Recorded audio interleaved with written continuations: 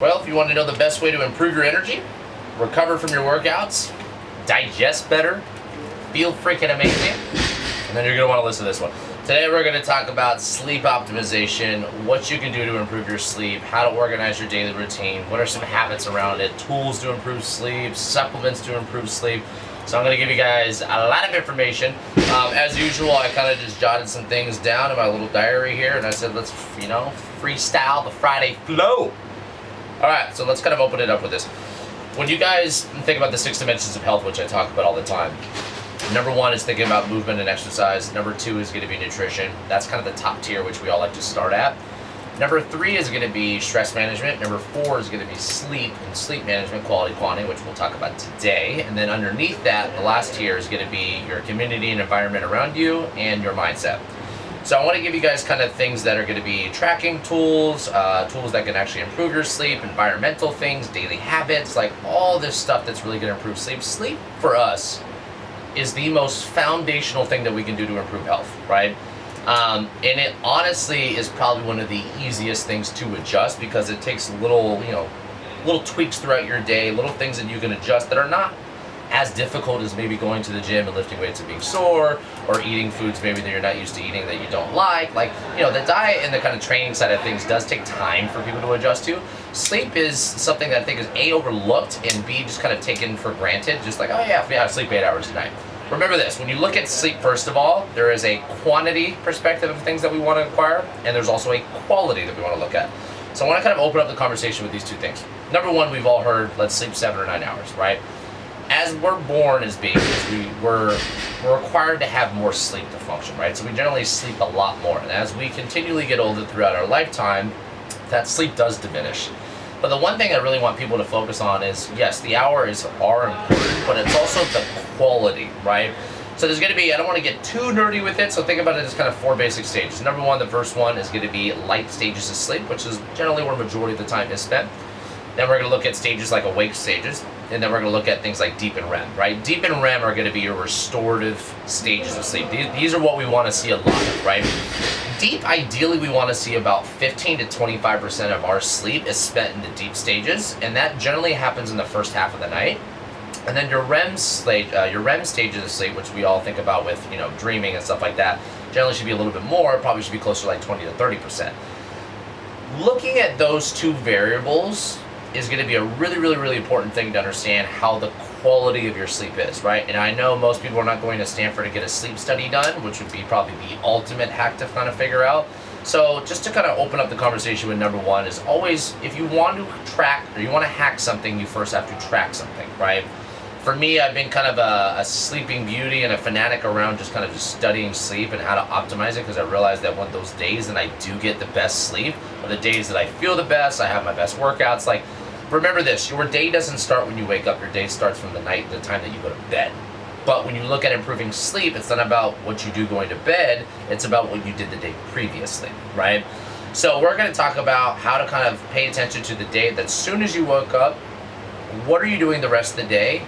Because that's going to contribute to how well you sleep and the quality and quantity that you actually get. So number 1, when we think about tracking it, is I personally think Oura Ring is by far the best when it comes to tracking tools for sleep, just out of personal kind of consumer devices that we can buy. Whoop, I think, was pretty great. I don't think Whoop was as accurate as Oura was. I used to use Apple Watch a little bit, haven't used Fitbit. I've heard from other people that kind of Apple Watch and Fitbit maybe are in the same category. So if you are looking for tools to track, I would first start with getting the tool, which would be Oura Ring would be my number 1, which I think is like $300 for the ring, and it's a free service. Or you can do something like Whoop. Whoop is cool because it gives you a little bit more of a 24/7 dynamic reading on not just sleep, but also, exercise and everything else. And it's just a little bit easier to wear than maybe a ring. Like for me, the reason why I don't wear my Oura Ring during my workouts is it's a pain in the fucking ass, right? So number 1, get some tools. That's going to be the first way to open up the conversation to figure out what is working in the routine and maybe what's not working in the routine, right? Number 2, which is going to be the big one for sleep, which is, the biological clock that all things in life are ran on, right? And this is called circadian rhythm. Circadian rhythm is basically this 24-hour cycle that we all go through, right? And every single biological metabolic process in the body is on a circadian rhythm, right? So when you think about like the next conversation, which is what we're going to kind of talk about with light, like when you think about melatonin and how blue light actually suppresses it, you know, there's a lot of things that can kind of throw our circadian rhythm off of balance. And when that is out of whack, your sleep is unfortunately the first thing to suffer. So think about it this way. There's kind of two things that pop into my mind as being the most dramatic effect on that. And that number one is going to be shift workers. So you think about, you know, people that work in hospitals, people that work graveyard shifts, truck drivers, things like that. Number two is also going to be travel. If you're traveling across time zones pretty frequently with work, or back in the day when we used to. Those are kind of the two things that jump out to me right away. These people suffer the worst when it comes to sleep. And the reason why it's going to be the most important thing that I'll keep coming back to today is it's because you're affecting your circadian rhythm. You're no longer in rhythm. You're out of whack and your biological clock is all over the place. Hormones will change. Every single metabolic process in the body kind of changes. And your body's always trying to adapt to try to find that equilibrium. But if you're out of rhythm, your sleep will be the first thing that suffers, right? So that's something I'm going to keep kind of touching back on today as we go through this. So the number one thing that I want to talk about, I think, is probably the most important thing for sleep quality is going to be light. And we have to remember that there is light that is good and there's light that is bad. Good light would be like infrared, near infrared, right waves, sun is the best light that you can take in, right? One of the best ways to set your circadian rhythm is first thing in the morning, giving yourself 10 or 15 minutes of looking at, you know, sunrise and getting outside. And it could be walking your dog, it could be going on a simple walk, it could be you drinking your coffee outside, sitting on the porch, getting some sun in. That sun is one of the easiest way to start turning that clock on, right? And the earlier we can set it in the day, the better off we're gonna be when we get towards the end part of our day when we're trying to go to bed. If you're one of those people that works in, you know, well, now everyone's working at home, but if you're in an office all day, you're indoors all day, and you're stuck behind a screen, you're not really outdoors much, your circadian rhythm over time will be disrupted, and that will obviously affect your sleep. So a big thing when you look at light is understand that good light coming from sunshine or things like red light, you know, I personally bought like a red light panel myself about, I think I got it for Christmas last year. And I do like meditation in the morning with it, but it's also good at night to kind of have those things on versus having all the house lights on or blue lights on and things like that. Which transitioned this next part of this conversation onto the bad light. There is a lot of research coming out nowadays talking about this, basically these negative effects on health of why blue light is so bad for us. And when you think about why blue light is bad, or more importantly, where is it coming from? That's going to be things like our phones, that's going to be things like our TVs, that's going to be things like our computer screens. And here's the biggest problem. When you're on these things during the day, it's not as big of a negative effect, right? And the reason why is there's light outside as well. You got to remember like how your circadian rhythm works is when the light shuts off, meaning AKA the sun has set, your body should be going through these kind of nighttime processes, right? And when the sun rises, it's the exact opposite, right? So when you're having things like blue light, especially more towards nighttime, you're disrupting that circadian rhythm, right? You're basically telling your body that it's still light outside, right? You're telling your body that it's still daytime. And obviously all these things, and this is probably one of my favorite facts, and probably craziest things I've ever heard, is that blue light at night will suppress your melatonin production upwards of 50%. If you think about something being cut in half, that's a crazy number, right? So if you think about being in front of a computer screen or scrolling through Instagram till midnight or watching TV and Netflix and movies, I'm not saying that you shouldn't do these things, but what are some tools and tactics that you can use to help mitigate that, right? So that's going to bring me to kind of one of my favorite tools that I've now consistently for the last probably 6 months been pretty religious about it 4 times a week, and over the last 3 months almost every day. And that's my blue light blockers, right? So I use a company called Blue Blocks. It's BLUBLOX. And I use their nighttime ones, obviously. So a lot of people that are on a computer screen, it's good to wear these even during the day. They have daytime ones, which could be clear or even yellow. The nighttime ones are orange, right? So I'm going to be completely transparent here. When I first bought these, I bought these about 1.5 years ago, if not even 2 years ago. And for the first 6 to 12 months, I was not very good at wearing them. And to be honest with you, is because it ruins my television experience. For me and my girlfriend, it's like, hey, I work all day. When I get home 6, 7, 8 o'clock at night sometimes. We cook dinner, we'll have a glass of wine together, we watch TV, and that's kind of our way to kind of wind down. Putting those glasses on made the entire TV and everything in front of me just very like some level of amber orange, and it kind of ruined the experience. So it did take me a lot of time to really work my way into getting more consistent with it, but here's one thing that I will tell you why I'm now so religious about this. When I throw these glasses on, it takes about 15 to 30 minutes, and immediately my body's tired. Immediately my body starts feeling drowsy. I start to feel like a normal human being, and the fact that there's no more light outside, right? The sun is gone. The only thing that I'm getting light from, unfortunately, happens to be the house lights, the TV, the phone, or the computer. And instead of me telling you, hey, just remove the TV and the phone and the computer and turn all the lights off, that would be the best way to improve your sleep. How many people are actually going to do that? Probably not. So this is one of the easiest tools that you guys can use to help mitigate this, right? And I'm going to tell you, just like my personal story there, it does take time, right? But let the facts do the talking, right? The reason why I bought the glasses in the first part is because I do a lot of reading, podcasts, research myself, and I started to see, like, holy shit, there's a lot of stuff with blue light here, so there's obviously got to be some level of importance for why we should be doing this. But then actually doing something versus just knowing the tactics and the ideas was a whole different ballgame. So that would be number one, is pay attention to your light, right? Get natural sunlight first thing in the morning. Try to watch the sunrise if you can and the sunset if you can. And not necessarily that you have to wake up at 5, but what I mean by that is when you get up in the morning, get yourself outside for a little bit, right? Or at least open up the windows in the house. Like, do things to let your body know that, hey, we are up. If you're still having your everything completely blacked out, it's going to make things a lot harder for your body to kind of wake back up, right? Which we'll talk about when we talk about kind of blackout curtains and tools inside the bedroom. So, and then the second thing, which is kind of the big thing, is buy some blue light blockers. These are a freaking game changer for me, right? I'm not, like, even my girlfriend doesn't even like the fact that I wear them now, because she knows as soon as I throw these bad boys on, you got 15 or 30 minutes and your boy's out, right? So it's a really, really simple tool. You know, other kind of little tools and tactics you guys can use. The same company I was just talking about for the glasses, they now sell these yellow and red light bulbs. I unfortunately have not convinced my girlfriend yet of doing this because she doesn't want a thought of a whole house just being red lighted.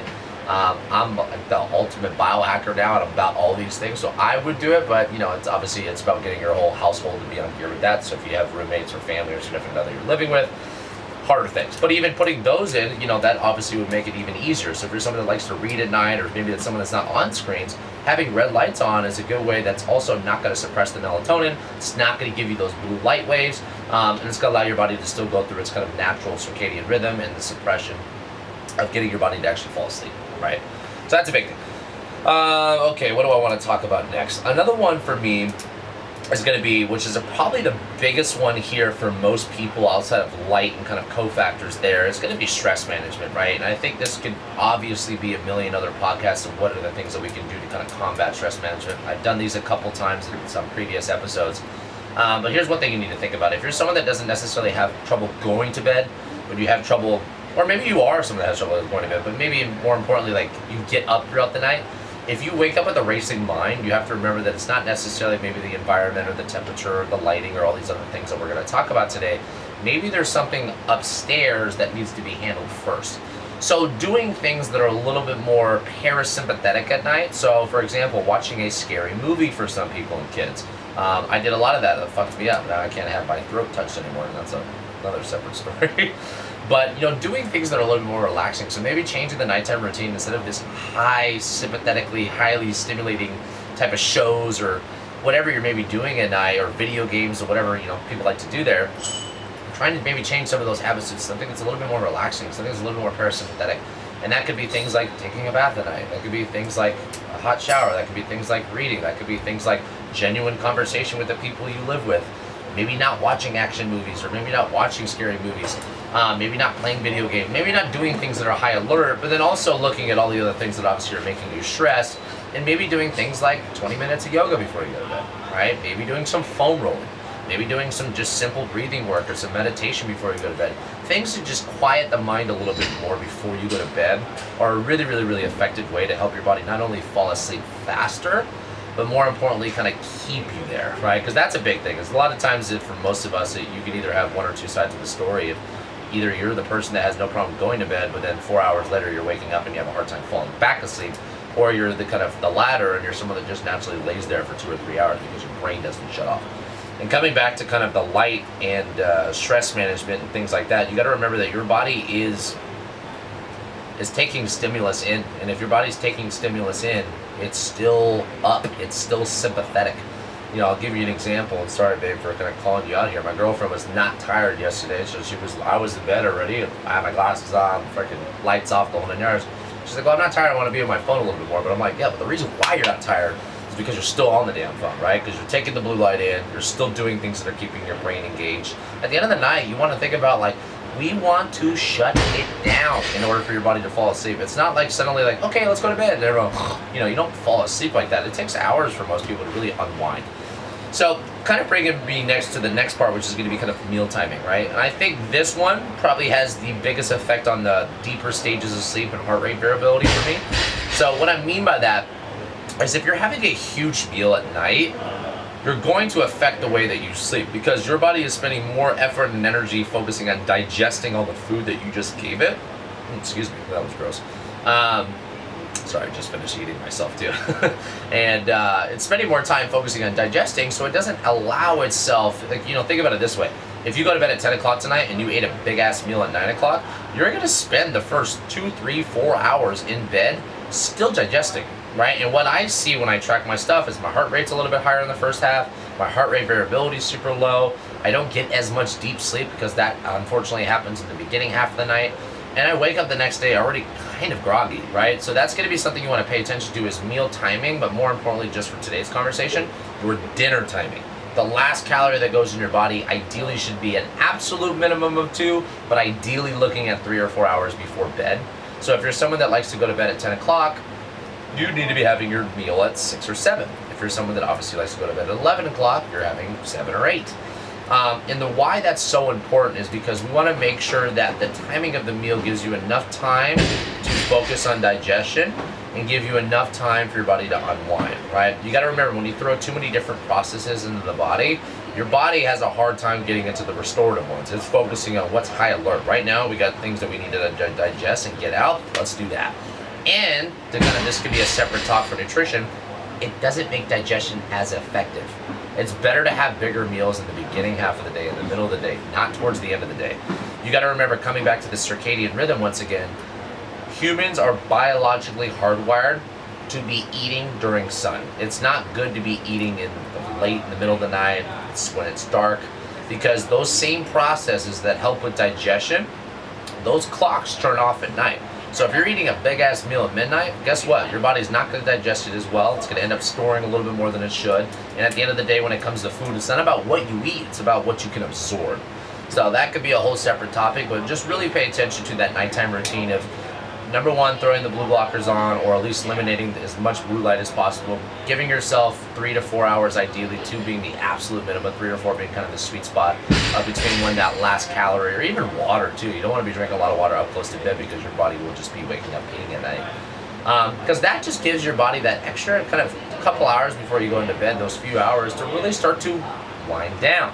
You gotta remember, your body's been sympathetic, it's been up, it's had coffee in the morning, it's been blah, blah, blah, like all these other factors that go there, right? So meal timing would be number one, or for the kind of thing to pay attention to. But inside of the second piece of meals is also paying attention, like, well, what should I be eating? Number one, remember this, protein is the most thermogenic macronutrient to eat, which is generally why we encourage most people to get more of it, and why most people are not getting enough of it. But also, don't eat a huge protein meal at night. It's better to kind of front load more of the protein towards the beginning half of the day again, because it's such a thermogenic thing. It takes more time for your body to break down a steak versus something like avocado or whatever. I'm just throwing some random shit out there.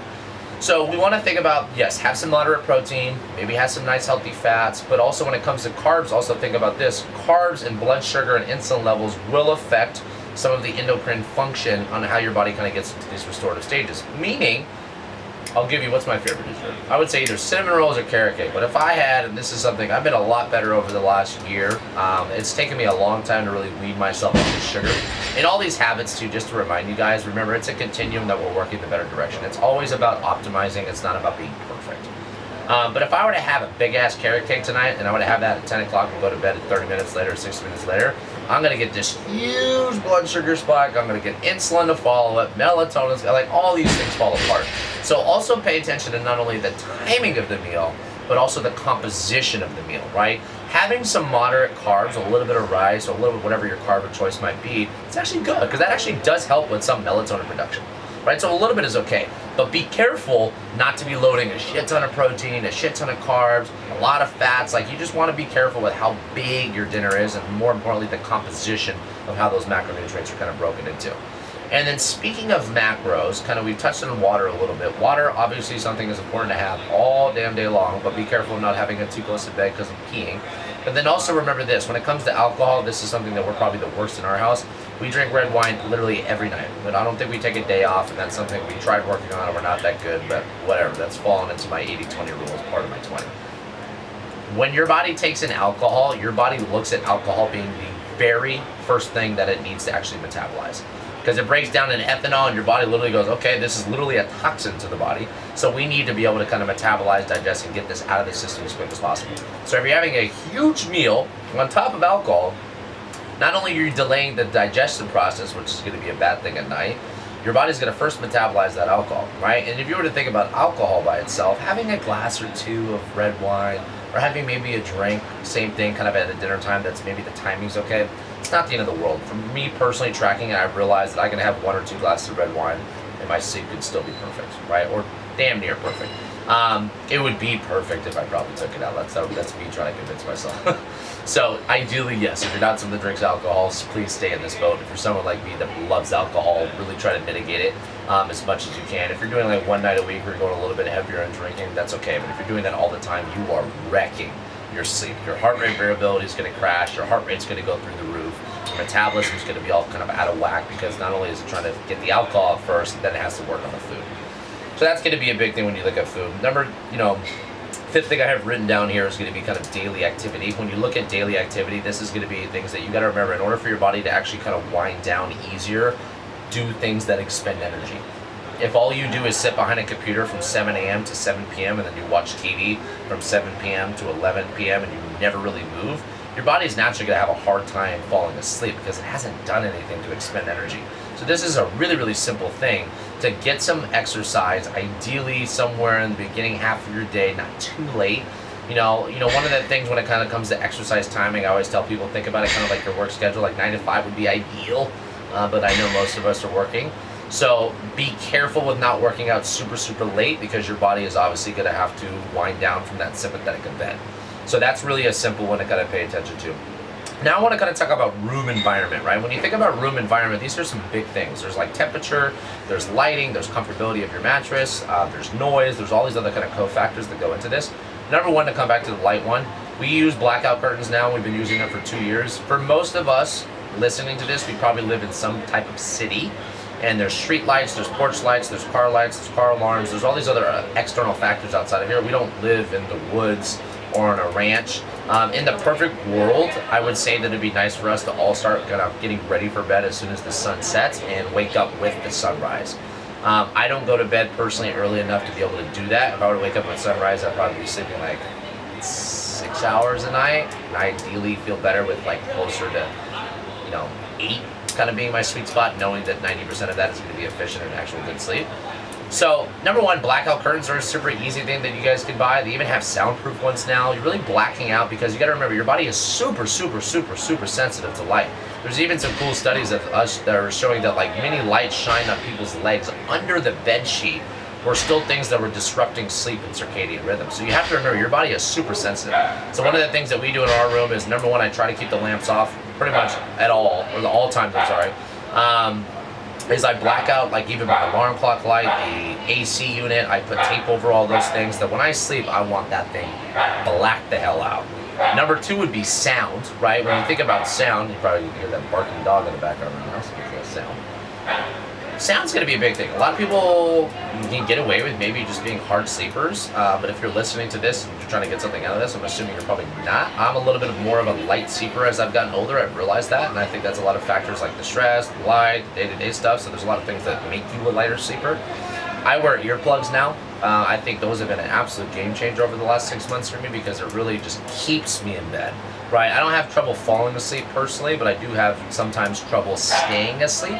So earplugs are one of the easiest ways for me to kind of help mitigate that, and just to kind of pay attention to saying, hey, shutting off sound, a shutout light, boom, right? Third one would be temperature.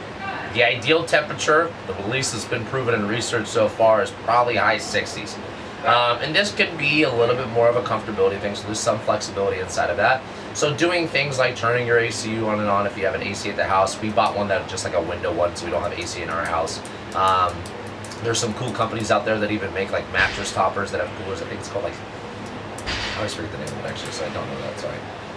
But you know, making sure that temperature is a big thing, because that really what gets your body to relax quicker. When you're someone that's really sleeping in hot, you know, 75, 80, 85 degrees, or even sometimes our house get 90 degrees, it makes sleep miserable. You just don't get comfortable, you never relax, and obviously you're just kind of destroying some of those restorative stages, right?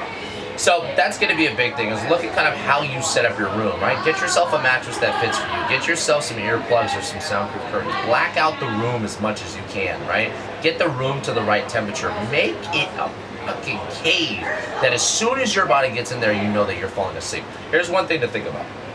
Your room should only be meant for two things, and that's sleeping and stripping. You shouldn't be watching TV. You should be. I don't go on my phone in my bed. I try not. We watch TV maybe once a month in our room, maybe. And ideally, I would like to take it out, but we have it there because I'm not going to be completely senile about all these things.